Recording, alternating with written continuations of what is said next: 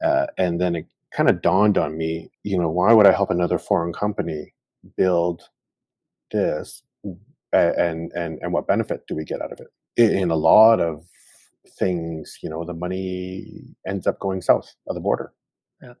right? In a lot of different ways. And then we look at our own industry. There's a handful of Canadian companies left, aside from some independents, right? So, the opportunity came down as, when I talked to my colleagues, I'm like, well, we know how to operate a brokerage. That's easy, right? Why couldn't we reproduce that same event for Canadian agents? So we benefit regardless of where we go. It'll be, I mean, a lot of agents talk to me about, do we want to expand further in US? My argument is maybe, we don't have any definite plans, but irregardless, it'll be a Canadian agent that spurs that forward, right? It'll be a Canadian agent that brings the company into whatever so ultimately the money hopefully comes back north, Starts right? flowing Right? our way.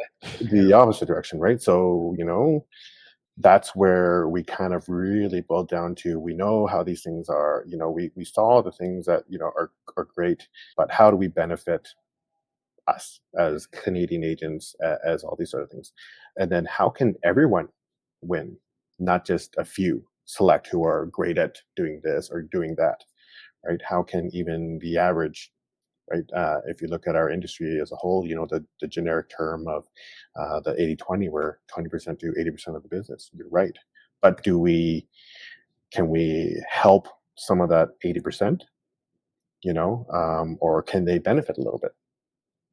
Right. So I think all those concepts mixed together is kind of how we came up with KIC Realty.